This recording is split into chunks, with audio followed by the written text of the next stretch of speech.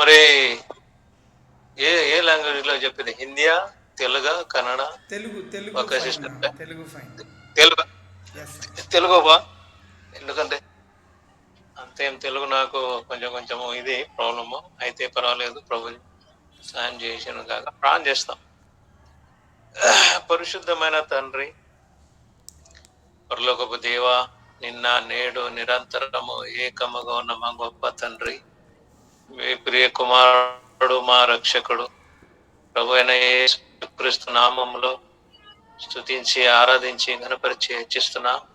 ఈ సాయంకాల వేళలో క్రైస్ట్ సెంటర్ మినిస్ట్రీ పిల్లలతో పాటు అయోగ్యుడైన నన్ను కూడా మీరు మరి ఈ సేవను ఇచ్చినారు. మీకు ఎంతో స్తుతిస్తున్నా. దీనివల్ల మీరు కాచి కాపాడి కనికరించి క్షమించి ప్రేమించి మరి ఈ సమయాన్ని మాకు ఇచ్చినారు తండ్రి. మీకు ఘనపరచుటకాయ మీరే సాయం చేయండి. మరి ఈ ఒక మాధ్యమంలో వచ్చిన అందరిని బట్టి మీకు ఎంతో స్తుతిస్తున్నా ప్రభువా. ఈ ఒక సేవ ద్వారా మాకు ఆత్మీయ లాభము కలుగునట్లు, మరి అనేకులకు మేము మాదిరికరంగా జీవించినట్లు, మరి మీ రాకడు కొరకాయ ఎదురు చూచుటకాయ మీరే సాయం చేయండి. మాతో పాటు అనేక ఆత్మలను మీ సన్నిధికి మేము తెచ్చివారుగా ఉండునట్లు మీరు చేయండి. మా విశ్వాసను మీరు ఆశీర్వదించండి. మా ఒక భక్తిని ఆశీర్వదించండి. సోదర యుగేందర్ మరి ప్రభువా అన్ని మేనేజ్ చేస్తూ ఉండగా మరి నీ దాసునికి కావాల్సిన బలము జ్ఞానము మీరే దయచేయండి.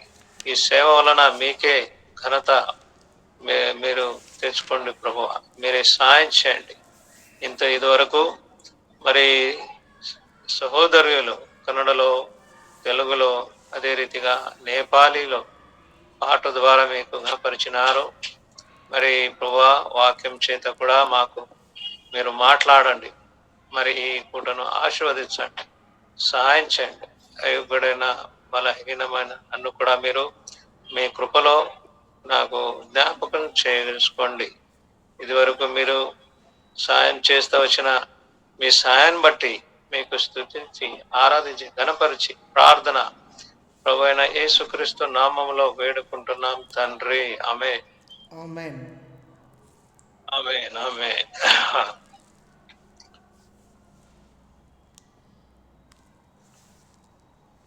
మత్తయి రాసిన సువార్త 18 అధ్యాయము. మత్తయి రాసిన సువార్త 18 అధ్యాయము 19, 20 వచనాలు మేము అందరూ కలిసి చదువుకుంటున్నాం. Matthew Gospel chapter 18, 19 and 20 all together will read. మరియు మీలో ఇద్దరు తామ వేడుకను దేవుని గూర్చి అయినను భూమి మీద ఏకీభవించి ఎడల అది పరలోకమందున్న తండ్రి వలన వారికి దొరకనని మీతో చెప్పుచున్నాను. ఏలనగా ఇద్దరు ముగ్గురు నా నామమున ఎక్కడ కూడి ఎందరో అక్కడ నేను వారి మధ్యన ఉండునని చెప్పాను. చదివిన వాక్యము ప్రభు మాకు ఆశీర్వదించునుగా. మాకు అందరికి తెలిసిన విషయమే ఇది. అదే రీతి సోదరి బివులా గారు కూడా ఈ పాటలో పాడినారు. ఇద్దరు ముగ్గురు ఎక్కడైతే ప్రభు నామంలో వస్తారో అక్కడ ఆయన ఉంటాడని. ఇక్కడ మేము ఏం చూస్తా ఉన్నాము, ఇక్కడ మీలో ఇద్దరు తాము వేడుకున్న దేనిని గురించి అయినను భూమి మీద ఏకీభవించిన ఎడలా అది పరలోకమందున్న తండ్రి వలన వారికి దొరకనని మీతో చెప్పుచున్నాను. ఇక్కడ మేము చూస్తున్నాం, ఇద్దరు, కనీసంగా ఇద్దరు మరి ఏమి వేడుకోవాలనో దాని గురించి భూమి మీద ఏకీభవించిన ఎడలా అది పరలోకమందున్న నా తండ్రి వలన వారికి దొరకను. అంటే ఈ లోకంలో ఈ రోజు మరి ప్రార్థన ఒక సంగతి అని చెప్పినారు. అందుకే ప్రార్థన గురించి ఇక్కడ చూస్తున్నాం. ప్రార్థన ఇక్కడ చేస్తే ఒకవేళ మీరు ఏమిని కూర్చియో ఏమి వేడుకోవాలో, మరి వేడుకోవాలో అంటే కనీసంగా ఇద్దరైనా ఉండాలని ఇక్కడ చెప్తా ఉన్నా. భార్య భర్తలు కానీ, అక్క చెల్లెలు కానీ, అన్న తమ్ములు కానీ, లేదా ఒంటరిగా ఉంటే ప్రభుతో పాటు ఇక్కడ మేము చూస్తున్నాం ఇద్దరు, మినిమం 2 ఏమి వేడుకోవాలా దాని గురించి భూమి మీద ఏకీభవించిన ఎడల, ఇది చాలా మరి ఇంపార్టెంట్ థింగ్స్ ఇక్కడ చూస్తున్నాం. భూమి మీద ఏకీభవించిన ఎడల అది పరలోకమందున్న నా తండ్రి వలన వారికి దొరుకునని మీతో చెప్పుచున్నాను. ఏదైనా కానీ మేము ఏకీభవించాల, ఏక మనసుతో మేము ఆయన సన్నిధికి వచ్చినట్లయితే మేము సాతాను ఒక క్రియలను బంధించగలం. ఎప్పటి వరకు సాతానును బంధించలేమో, జయం పొందలేమో, అప్పటి వరకు ప్రభుతో సహవాసము కలగలేదు. సహవాసము మాకు అది సరిగా ఉండలేదు. ఎందుకంటే సైతాను పని ఏమంటే మీరు ఏకీభవించకూడదు, మీ మనసు ఏకముగా ఉండకూడదు, మీరు ఏదో ఒక బాధలు, చింతలు, నిరుత్సాహాలు ఉండాల. ఇది ఒక సైతాను ఒక క్రియలు ఇక్కడ జరుగుతూ ఉన్నాయి. అందుకే ఆ ప్రకటన గ్రంథము 12వ అధ్యాయంలో మేము చూసినట్లయితే ఆయన భ్రమపరిచే ఆత్మతో ఆయన కూడి ఉన్నాడు. ఎవరు? సాతాను. అందుకే అక్కడి నుంచి పరలోకం నుంచి ఏం చేసినాడు? తండ్రి అయిన దేవుడు ఆయనకు పడద్రోహించినాడు, భూమి మీద ఆయనకు పడేసినాడు. మరి ఆయన నేను చూసినట్లయితే ప్రకటన గ్రంథము 12వ అధ్యాయంలో ఇక్కడ చూడండి, 12వ అధ్యాయంలో 9వ వచనములో అంటే భ్రమపరిచే ఆ ఘట సర్పము, దాని అంటే ఆ పిశాచి సైతాను మరి పాత సర్పము ఎక్కడ? భూమి మీద పడేసిన దేవుడు. ఎందుకంటే ఇక్కడ ఆయన దేవుని కంటే నేను అని హెచ్చించుకున్నాడు, అంటే దేవుని స్థానము కోరుకున్నాడు. అందుకే గర్వము ఇది ఈ దినాల్లో మరి మనుషులు కూడా ఆయన మనిషి యొక్క హృదయంలో ఇదే రీతిగా చేస్తా ఉంటారు. దాన్ని బట్టి కుటుంబాలు, సంఘములో మరి సహోదరులు మేము చూస్తాము ఎంతో భిన్నాభిప్రాయం, మనస్సు ఏకీభవించటం లేదు, ఏకముగా దేవుని సన్నిధిలో రావటం లేదు. అందుకొరకై మేము ఇక్కడ దేవుని వాక్యం ఏం చెప్తా ఉంది, ఎక్కడ ఇద్దరు, కనీసంగా ఇద్దరు ఏకీభవించి మరి ఆ వేడుకున్న తాము వేడుకున్న దేన్ని గురించి భూమి మీద ఏకీభవించిన ఎడల అది పరలోకమందున్న నా తండ్రి వలన వాకి దొరుకును. ఏకీభవించి ఎప్పుడు ఏకీభవిస్తాము? మరి క్షమాపణ రావాలి. అక్కడ యాకోబు పత్రికలో, యాకోబు రాసిన పత్రిక 5వ అధ్యాయంలో, దయచేసి ఎవరికి దొరికితే మరి త్వరగా మీరు చదవాల. బుక్ ఆఫ్ జేమ్స్ చాప్టర్ 5, యాకోబు పత్రిక 5వ అధ్యాయం మేము ఇక్కడ చూస్తున్నాం. యాకోబు పత్రిక 5వ అధ్యాయము 16వ వచనంలో మీరు స్వస్థత పొందునట్లు ఒకరికొకరు ప్రార్థన చేయుడి, నీతిమంతుని విజ్ఞాపన మనపూర్వకమైనది, బహు బలము గలదై ఉండును. అంటే ఇక్కడ మేము చూస్తున్నాం ఏమంటే మీరు స్వస్థత పొందునట్లు ఒకరికొకరు ప్రార్థన చేయుడి, నీతిమంతుని విజ్ఞాపన మనపూర్వకమైనది. అంటే ఇక్కడ నీతిమంతులు ఎవరు? నీతిమంతులు దేవుని వాక్యము చెప్తా ఉంది, నీతిమంతుడు లేడు, ఒక్కడు లేడు, అందరూ పాపం చేసి దేవుని అనుగ్రహించి మహిమను పొందలేకపోతున్నారు. రోమా 3:23లో ఒక్కడు లేడు. అయితే ఇక్కడ ఏం చెప్తా ఉన్నారు 15లో, విశ్వాసము హితమైన ప్రార్థన ఆ రోగిని స్వస్థపరచును. ప్రభువుని అతడు పాపమును చేసిన వాడై పాపము క్షమాపణ నొందును.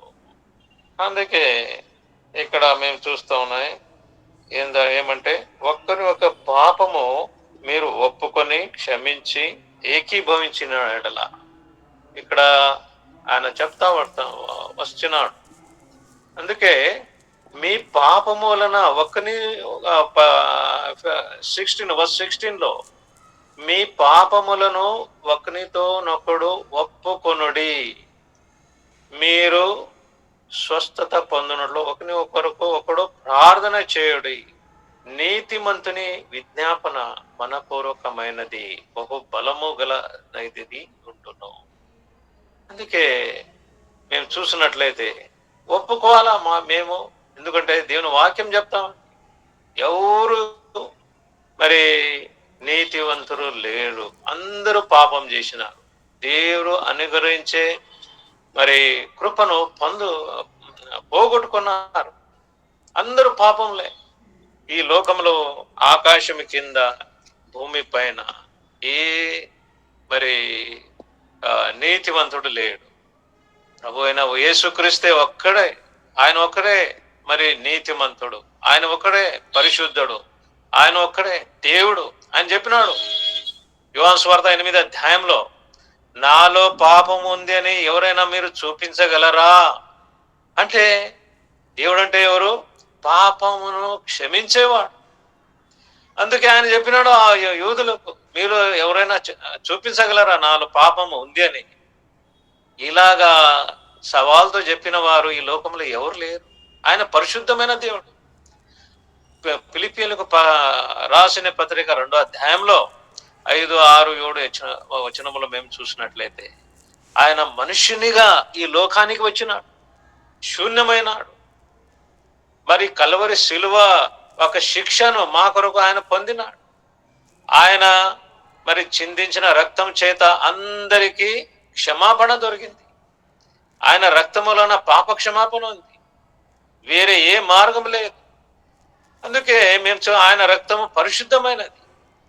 అందుకే ఎవరైనా ఆయనలో మరి విశ్వాసం ఉంచుతారో వాళ్ళకు క్షమాపణ ఉంది, వాళ్ళు నీతిమంతులుగా వారు తీర్చబడతారు.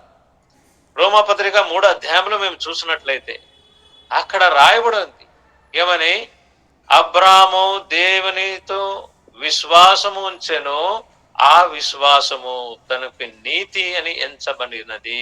నీతి అంటే క్షమాపణ, నీతి అంటే మాకు విడుదల, నీతి అంటే మరి మా కొరకు దేవుడే ఆయన ప్రాయశ్చిత్తం చేసినాడు. ఎలాంటి ప్రాయశ్చిత్తము? రోమాపత్రిక 3వ అధ్యాయము 24, 25లో మేము చూసినట్లయితే అక్కడ రాయబడి ఉంది, మరి ఆయన మా కొరకు రక్తం చిందించి మాకు నీతివంతులుగా ఆయన తీర్చినాడు, అంటే మాకు క్షమించినాడు. ఆయన స్వరూపమైన మేము, ఆయన అధికారం పొందిన మేము, ఆయన ఆజ్ఞను అతిక్రమించి పాపము చేసి ఆయన ద్వారా దూరంగా వెళ్ళిపోయినాము. పాపి అని ఇక్కడ మేము చూస్తా ఉన్నాము. ఎందుకంటే తన స్థానాన్ని పోగొట్టుకున్న సాతాను ఆ ఏదెను తోటలో వచ్చి మరి వాళ్ళు కూడా ఆ ఒక మరి హక్కును, ఆ దేవునితో వాళ్ళు సమాధాన పడకూడదు, దేవునిలాగా వాళ్ళు ఉండకూడదు, జీవించకూడదు. దేవుని మరి తన స్వరూపంలో ఆదాముకు నిర్మించినాడు, తన నాసికరంధ్రంలో శ్వాసం ఊది ఆయనకు జీవించే ప్రాణిగా చేసినాడు, అధికారం ఇచ్చినాడు. మరి ఆయన ఏ పేరు పెడతాడో ఆ పేరు అన్ని జంతువులకు ఇచ్చినాడు. ఇవన్నీ చూసిన ఈ సాతాను, ఎందుకంటే ఆయన తన అధికారం పోగొట్టుకున్న వ్యక్తి. అక్కడ మేము చూస్తూ వచ్చిన వీళ్ళు కూడా దేవునితో ఉండకూడదు, దేవుని రాజ్యంలో చేరకూడదు అని వాళ్ళకు భ్రమ పెట్టినాడు. ఈ పండు తినవద్దా అని చెప్పినాడా దేవుడు అని వాళ్ళకే సవాల్ ఇస్తా ఉన్నాడు. అయితే హవాకు చెప్తా ఉన్నాడు ఏమని, మరి ఏ రోజైతే మీరు ఈ పండుని తింటారో మీరు దేవునిలాగా అవుతారు, మీ కన్నులు తెరవబడతాయి, మీరు మరణించారు. అక్కడ మేము చూసినట్లయితే 2 చెట్లు ఉన్నాయి. ఏదైనా తోటలో 2 చెట్టులు. మరి మంచి చెడ్డ ఒక అనుభవం ఇచ్చే ఒకటి చెట్టు, మరి రెండోదిగా ఇంకొక చెట్టు. మేము తింటే, వాళ్ళు తింటే మరి ఎప్పుడు కూడా మరణించరు.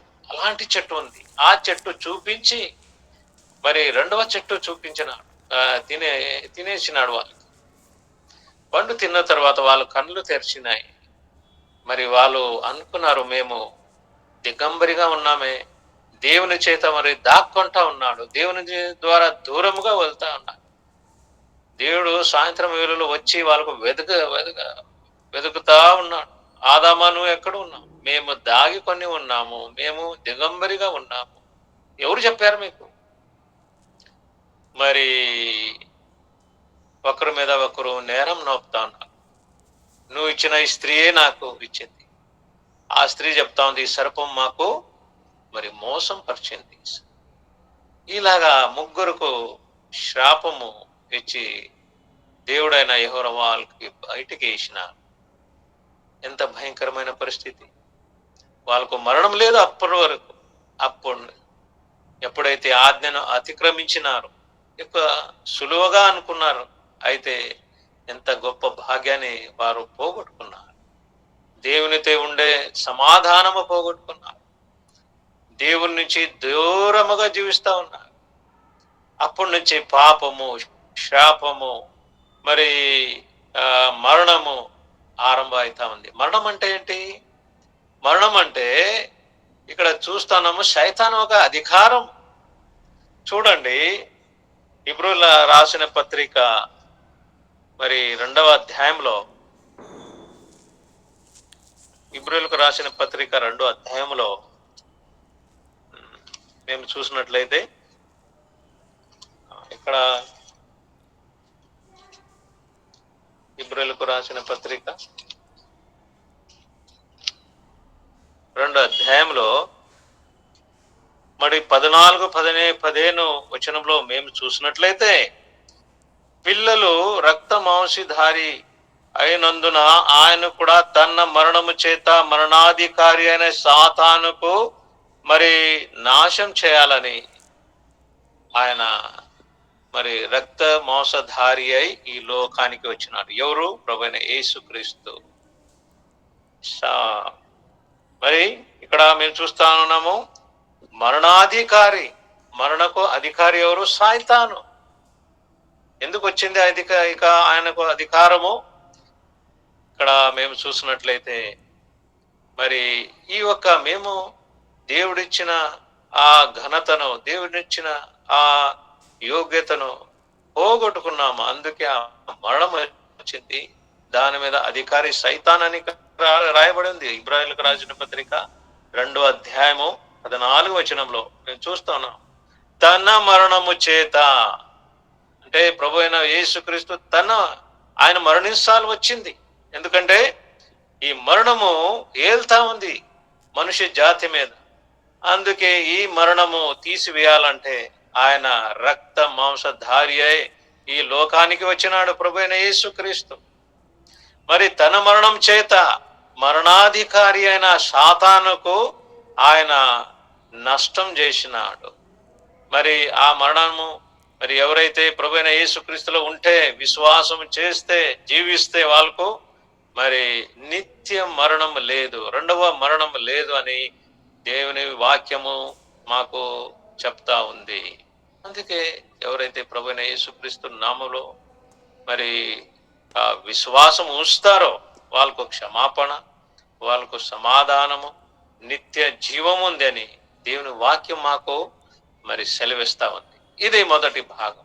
అందుకే ఎప్పుడైతే మేము విశ్వాసము ఉంచుతామో మరి అప్పుడు మరి పాప క్షమాపణ మాకు ప్రభు కలుగజేస్తాడు. అందుకే చాలా మంది వాక్యం విన్నారు ఆ దినాల్లో. పేతురు, యోహాను ఎప్పుడైతే వాక్యం చెప్తే వాళ్ళు వాక్యం విన్నారు. వాక్యం కూర్చుతా ఉంది, మాట్లాడుతూ ఉంది. అపోస్తల కార్యం 2వ అధ్యాయంలో మరి వాళ్ళు చెప్తా ఉన్నారు, ఇప్పుడు మేము ఏం చేయాలా? మరి అప్పుడు పేతురు, యోహాను ఏం చెప్తా ఉన్నారంటే, ప్రభు అయిన యేసుక్రీస్తు నామములో మీరు విశ్వాసం ఉంచండి. మరి ఆయన మీకు మరి పాప క్షమాపణ, అంతేకాదు పవిత్రాత్మ వరం కూడా ఇస్తా. ఎప్పుడైతే ఈ ఒక అనుభవంలో వచ్చిన తర్వాత మరి ఇక్కడ వాళ్ళు ఏక మనసు గలవారై మరి ప్రార్థన చేయగలరు అని దేవుని వాక్యం చెప్తా ఉంది. అందుకే ఇక్కడ యాకోబు రాసిన పత్రిక 5వ అధ్యాయంలో 16వ వచనంలో మీ పాపములను ఒకడు ఒప్పుకొనిడి, మీరు స్వస్థత నుండినట్లు ఒకని కొరకు ఒకడు ప్రార్థన చేయుడి, నీతిమంతుని విజ్ఞాపన మనపూర్వకమైనదై బహు బలము గలదై ఉంటని.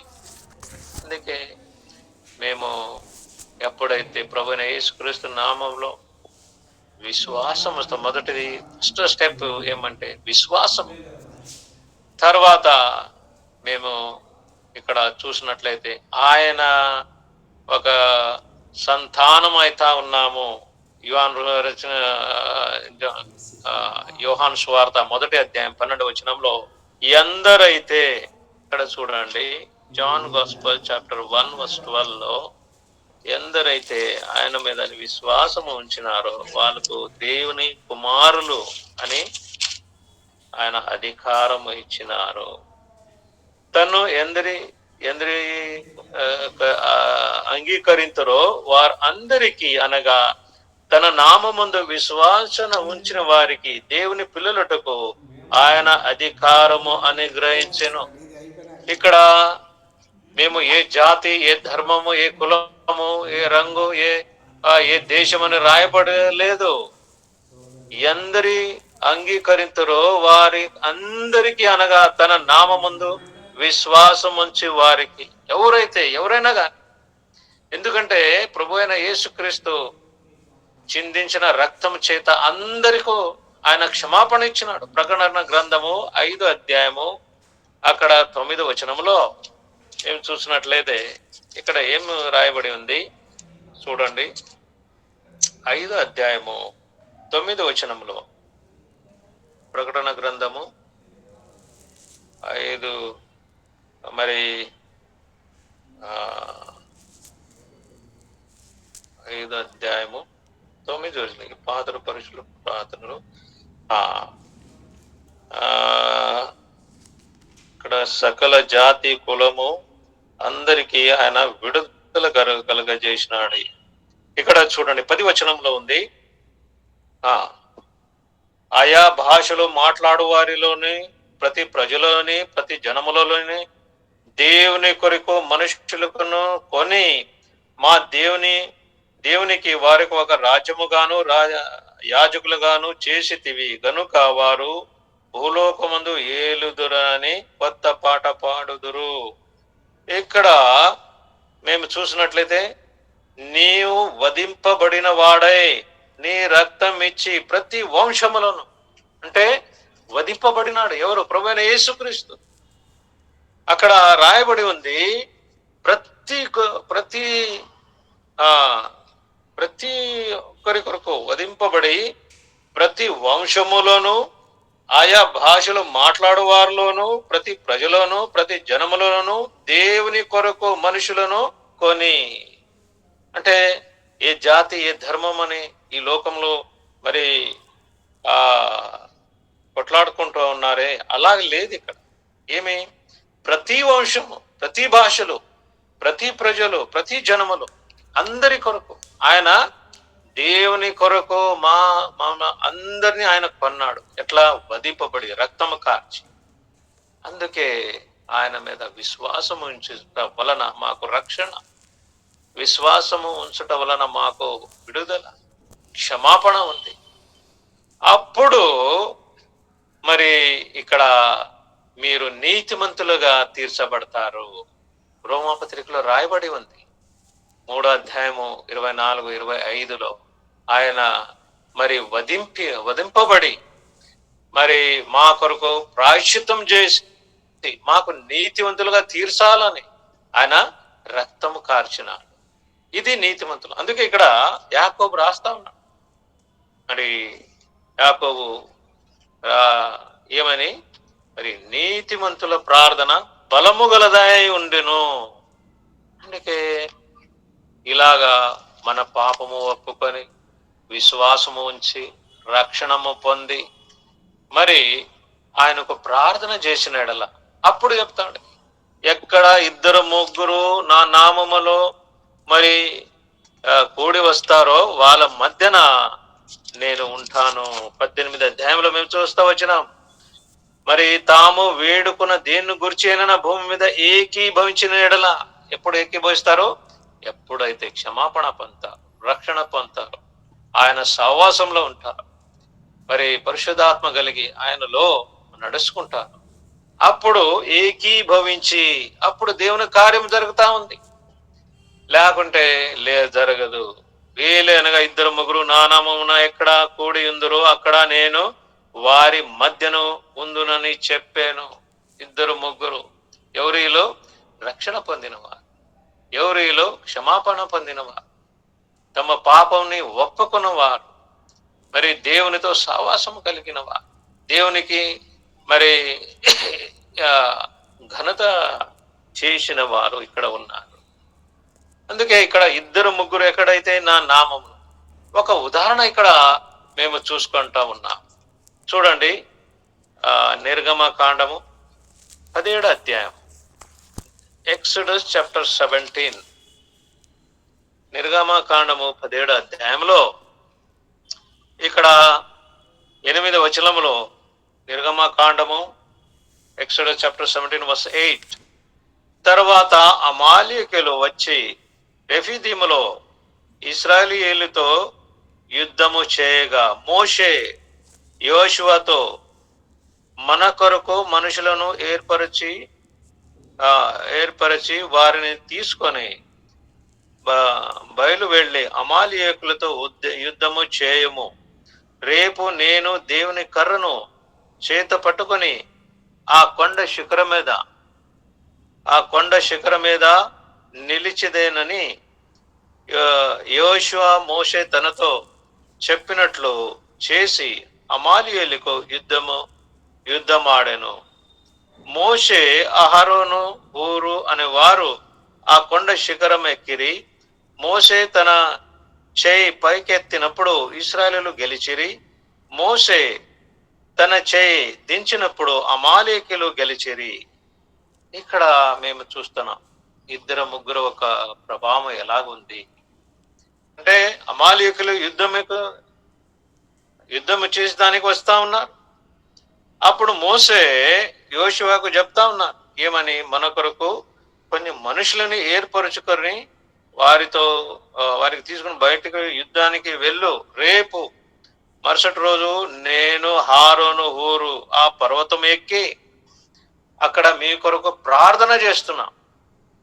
మరి అక్కడ ఏం జరిగింది చూస్తామని అక్కడ చూడండి 10వ వచనంలో, యోషువ మోషే తనతో చెప్పినట్లు చేసి అమాలేకీయులతో యుద్ధమాడెను. విధేయత, మాట విన్నాడు. మరి యుద్ధానికి అక్కడ పోతా ఉన్నాడు. మరి 11వ వచనంలో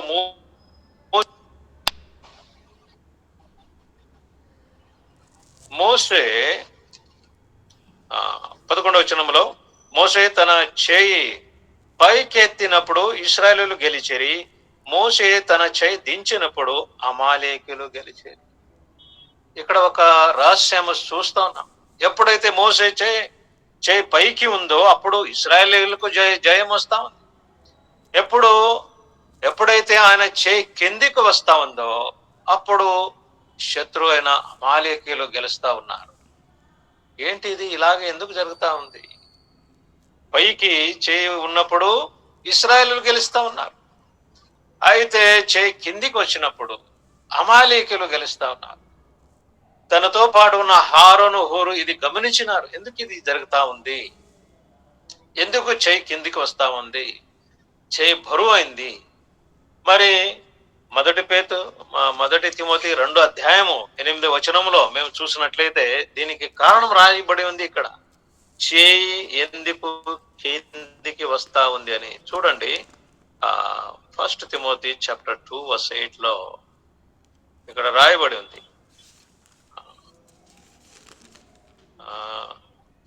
Timothy chapter 2 verse 8. కావున ప్రతి స్థలమందును పురుషులు కోపమును సంశయమును లేని వారై పవిత్రమైన చేతులెత్తి ప్రార్థన చేయవలెను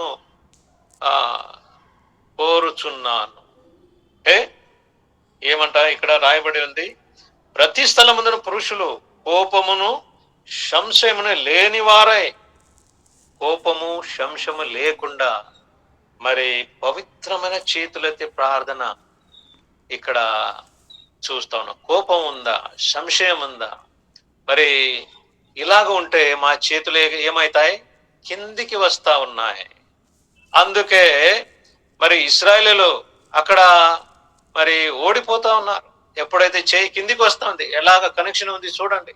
వాళ్ళు పర్వతం మీద ఉన్నారు, మరి యెహోషువ తన సైన్యంతో పాటు కింద ఉన్నాడు, ఆయన యుద్ధం ఆడుతా ఉన్నాడు. మరి ఎప్పుడైతే ఈయన చేయి పైకి ఉందో అప్పటి వరకు మరి వాళ్ళకు జయము వస్తాం. మరి చేయి బరువై కింద వస్తుంది. ఎందుకు బరువైంది? అక్కడ రాయబడింది, మరి కోపము సంశయము లేని వారే పవిత్రమైన చేతులెత్తి. అందుకే ఇది గమనించిన హారోను హూరు ఆయనతో పాటు వెళ్ళినారు అక్కడ పర్వతం మీద. వారు ఏం చేసినారు? ఇక్కడ చూడండి, నిర్గమకాండము 17వ అధ్యాయంలో వారేం చేసినారు? మరి 12వ వచనం, Exodus 17:12. మోషే చేతులు బరువెక్కగా వారు ఒక రాయి తీసుకొని వచ్చి అతడు దాని మీద కూర్చుండటకై దాన్ని వేసిరి. హారోను హూరులు ఒక్కడు ఈ ప్రక్కన, ఒకడు ఆ ప్రక్కన అతని చేతిని అదుకొనగా అతని చేతులు మరి సూర్యుడు అస్తమై వరకు నిలకడగా ఉండే. ఏం చేసినారు? హారోను హూరు ఒక రాయిని తీసుకుని వచ్చినారు, దాని మీద మోషేకు కూర్చుండబెట్టి రెండు పక్కన ఇద్దరు, మరి ఈ పక్క ఒక ఆయన హారోను, ఆ పక్క హూరు, ఇద్దరు ఆయన చేతి పట్టుకొని పైకి పట్టుకొని ఉన్నారు. ఎప్పుడు? సూర్యమస్త అయ్యేవారు. ఎందుకంటే యుద్ధం అంతవరకే జరుగుతుంది, సూర్యమస్తం అయితే యుద్ధం జరగదు. ఇంకా ఎప్పుడైతే ఇలాగ చేసినారో వీళ్ళు మేము చూస్తున్నాము.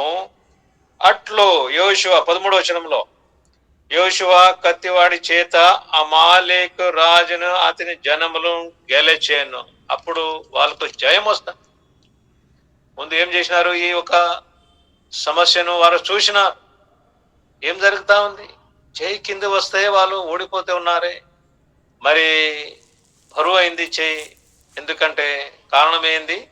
అక్కడ కోపం ఉంది, మరి సంశయం ఉంది, సమస్య ఉంది. దాన్ని బట్టి ప్రార్థన దేవుని సన్నిధికి పోవటం లేదు. అందుకే వాళ్ళు గమనించినారు. ఎంతమంది ఉన్నారు? 3 ఉన్నారు.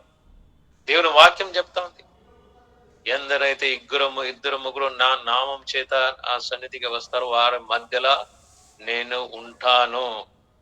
మరి పవిత్రమైన చేతితో వారు ప్రార్థన చేయవలెను, అప్పుడు వాళ్ళకు జయం ఉంది అని దేవుని వాక్యం మాకు సెలవిస్తా ఉంది. ఈ రోజులో మా చేయి ఎక్కడ పైకి ఉందా, కింద ఉందా? మరి కోపము సంశయం ఉందా? మరి ఒకరి చేత ఒకరు మేము ద్వేషము కలిగి ఉన్నామా? దేవుని సన్నిధికి ఇలాగ పరిస్థితిలో ప్రార్థన మరి ఆయన వినడు, కార్యం చేయడు. అందుకే 2-3 ఒకే మనసుతో ఇక్కడ వచ్చిన ముందు ఏం చేసినారు? ఆయనకు ఒక రాయి మీద కూర్చుండబెట్టినారు, స్థిరం చేసినారు. ఆ రాయి ప్రభు అయిన యేసుక్రీస్తు అని మేము చూస్తా ఉన్నాం. రెండవదిగా దేవుని సన్నిధిలో ఆయన చేతులను మరి వారు ఎత్తుకొని పట్టుకున్నారు. మరి కీర్తన గ్రంథ 40వ అధ్యాయంలో అక్కడ మేము చూస్తున్నాం ఏమని, నా కాలును ఆయన స్థిరపరిచినాడు. కీర్తన గ్రంథ 40వ అధ్యాయము Psalms 40. ఇక్కడ మేము చూసినట్లయితే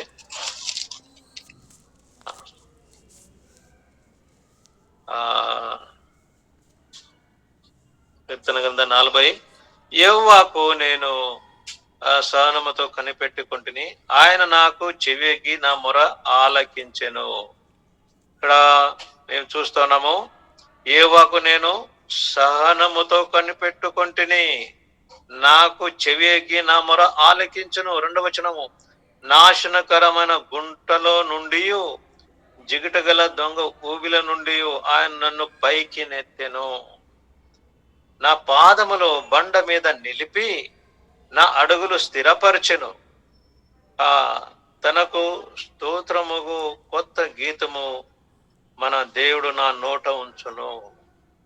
ఇక్కడ మేము చూస్తా ఉన్నాము, ఎప్పుడైతే నేను సహనముతో కనిపెడతా ఉన్నాను, ఆయన నాకు చెవి వెగ్గి నా మొర ఆలకించిన.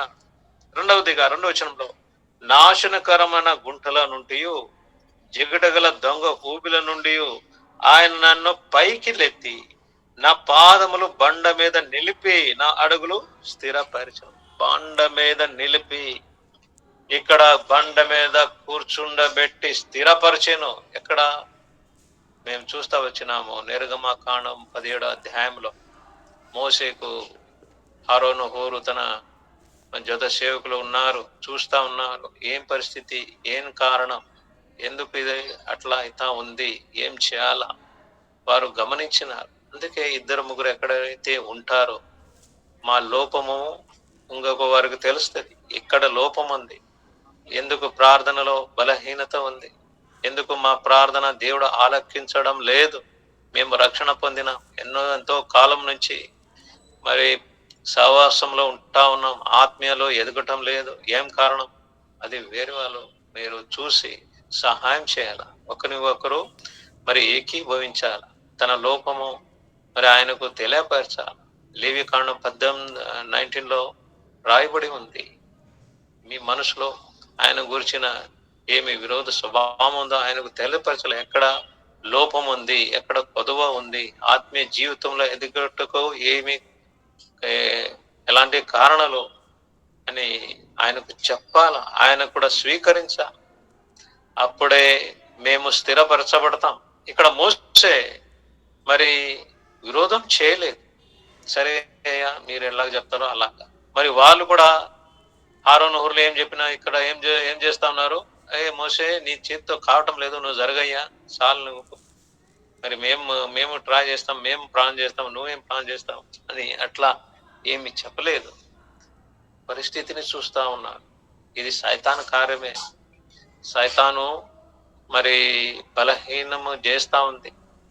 మాకు మరి మా ప్రార్థన పరిశుద్ధ స్థలంలో పోకుండా ఉంటున్నట్లు ఒక సైతాను కార్యం చేస్తా ఉంది. అందుకే వారు ఆయనకు బండ మీద స్థిరపరిచినాడు, ప్రభు అయిన యేసుక్రీస్తు మీద స్థిరపరిచినాడు. లేకుండా ఇక్కడ రాయబడి ఉంది మరి ఏమని, నాశనకరమైన గుంటుల నుండి జిగటగల దొంగ ఊవిల నుండి ఆయన నన్ను పైకెత్తెను, నా కాలును నా పాదములను బండ మీద నిలిపి నా అడుగులను స్థిరపరిచినాడు. తర్వాత ముగ్గురు కలిసి రెండు పక్కన అహరోను హూరు మరి ఇక్కడ ఇద్దరు ఆయన చేతులు పైకి పట్టుకొని మరి ప్రార్థన చేసినారు. ప్రార్థన చేసిన తర్వాత మేము చూస్తా ఉన్నాము, ఇక్కడ నిర్గమకాండం 17వ అధ్యాయంలో ఇక్కడ చూడండి 12వ వచనంలో, మోసే చేతులు బరువు ఎక్కగా వారు ఒక రాయి తీసుకొని వచ్చి అతడు దాని మీద కూర్చున్నట్టుకాయ దాని అహరోను హూరులు ఒకడు ఈ ప్రక్కన ఒకడు ఆ ప్రక్కన అతని చేతులను అదుకొనగా అతని చేతులు సూర్యుడు అస్తమించే వరకు నిలకడగా ఉండెను. అప్పుడు మేము చూస్తా ఉన్నాము 13, అట్లు యోషువ కత్తివాడి చేత అమాలేకు రాజును అతని జనములను గెలిచెను. ఇక్కడ మేము చూస్తా ఉన్నాము. ఎప్పుడైతే ఆయనకు స్థిరపరిచినాడు, వాళ్ళ చేతిని మరి పైకి లేచి పట్టుకున్నారు సూర్యం వస్తాయి వరకు, అప్పుడు ఆయనకు జయం వస్తా ఉంది. అందుకే మేము ఈ లోకంలో చూస్తా ఉన్నాం. మాతో పాటు ఇంకా సోదరులు మేమందరూ ఒకరి చేత ఒకటి పట్టుకొని ప్రార్థన చేసి మేము అమాలేక మరి మరి వాళ్ళ మీద గెలిచాల. అమాలేకులు ఎవరు? వీళ్ళు శరీరులు. మరి డిటోరమిలో మేము చూస్తాను 25 అధ్యాయంలో వీళ్ళు మరి ఇశ్రాయేలుకు ఎంతగా మరి హింసపరిచినాడు, చంపినాడు. బలహీనమైన ఇశ్రాయేలుకు చంపినాడు. అందుకే ఈ అమాలేకుల గురించి దేవుడు ఏం మాట్లాడినాడు ఇక్కడ 14వ వచనంలో? అప్పుడు యెహోవా మోషేతో ఇట్లా నేను అమాలేకుల పేరు ఆకాశము క్రిందము నుండకుండా బొత్తిగా తుడిచి వేయుదును గనుక జ్ఞాపకార్థముగా గ్రంథములో దీన్ని రాసి యెహోషువకు వినిపించుము.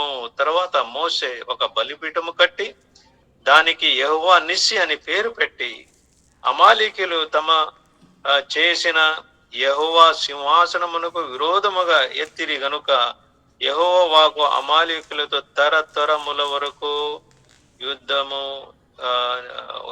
నేను. అందుకే అమాలేకీయుల గురించి ఎంత భయంకరంగా రాయబడింది. అందుకే మేము చూస్తా ఉన్నాం ఇక్కడైతే 2-3 ఇక్కడ మత్తయి రాసిన సువార్త 18 అధ్యాయంలో మేము చూస్తా వచ్చినాం. మాథ్యూ 18 మత్తయి రాసిన సువార్త 19-20 వచ్చాం. మరియు మీలో 2 తాము వేడుకును దేన్ని గురించి అయినను భూమి మీద ఏకీభవించిన ఎడల. ఎప్పుడు ఏకీభవించినారు? అక్కడ యుద్ధం జరుగుతా ఉంది, సమస్య వచ్చింది, దాడులు జరిగినాయి, అమాలేకులు వచ్చినాయి. అప్పుడు మరి వీళ్ళు ఏకీభవించినారు. సమస్యలు వచ్చినప్పుడే మేము జాగ్రత్తగా ఉండాలి, ఏకీభవించాలి. అప్పుడు ఇక్కడ అది పరలోకమందున నా తండ్రి వలన వారికి దొరుకును, మీతో చెప్పుచున్నాను. 2-3 నా నామమున ఎక్కడ కూడి ఇందురో అక్కడ నేను వారి మధ్యన ఉండునని చెప్పినాను. ఇప్పుడు దేవుని నామంలో మేము చేరి ప్రార్థన చేసిన ఆయన మా ప్రార్థన వింటాడు. అందుకే ఇక్కడ ఏం నేర్చుకున్నాము? పరిశుద్ధత. రెండవదిగా కోపము సంశయము లేకుండా పరిశుద్ధ చేతులతో ఎత్తి మీరు ప్రార్థించాలి. జీవితంలో పాపం ఉందా? ప్రార్థన దేవుని సన్నిధికి పోదు. కోపం ఉందా? సంశయం ఉందా? సమస్య ఉందా? అందుకే యాకోబు చెప్తా ఉన్నాడు, ఒక్కరి పాపను మరి మీరు ఒప్పుకొని యాకోబు పత్రిక 5వ అధ్యాయంలో మేము 16వ వచనంలో పాపను ఒక్కనితోనొకడు ఒప్పుకొనుడి మీరు స్వస్థత పొందునట్లు ఒకరి కొరకు ఒకడు ప్రార్థన చేయండి. ఒప్పుకోవాలా? దేవుని సన్నిధి ఒప్పుకొని యథార్థముగా ఒప్పుకొని మరి ప్రార్థన చేయండి. అప్పుడు స్వస్థత కూడా కలుగుతా ఉంది, కార్యం జరుగుతా ఉంది, అద్భుత కార్యము మేము చూస్తా ఉన్నాం. యుద్ధం గెలిచినారు, పెద్ద మాటలు వింటా ఉన్నాం, మరి పెద్ద సేవకుల గురించి వింటా ఉన్నాం, మరి వాళ్ళు చేసిన కార్యం గురించి మేము ఉంటా ఉన్నాం. మా జీవితంలో ఎందుకు జరగటం లేదు? మా జీవితంలో ఇంకా కోపం ఉందా? సంశయం ఉందా? పాపం ఉందా? మరి అవిధేయత ఉందా? దేవుని సన్నిధిలో మరి ఇలాంటి మనసుతో ప్రార్థన చేస్తే ఆయన వినడని మేము చూస్తా ఉన్నాం. అందుకే ప్రియులారా, ఈ యొక్క రాత్రి వేళలో ఒకసారి మేము ఆలోచన చేస్తాం. రక్షణ ఉందా? మంచిది. రెండవదిగా ఒప్పుకున్నవా? మంచిది. మరి ఇంకా మోషే ఎంత పెద్ద దైవజనుడు, ఆయనకే అట్లా పరిస్థితి వచ్చిందంటే మరి మేమెవరు? అందుకే దేవుని సన్నిధిలో వస్తాం, ఒప్పుకుంటాం, సాగిలు పడతాం. దేవునికి విరోధమైనది ఏమో ఉందో అది దయాన్ని విడిచిపెట్టి మరి ఆయన సన్నిధిలో మొరపెడతాం. అప్పుడు ఆయన వింటాడు. అప్పుడు మాకు పెద్ద జయం ఆయన ఇస్తాడు. అందుకే ఈ ఒక రాత్రి వేళలో ఇలాంటి ఒక ఆలోచన చేత ఆయన సన్నిధిలో ప్రార్థన చేస్తాం. రండి, ప్రార్థన చేస్తాం.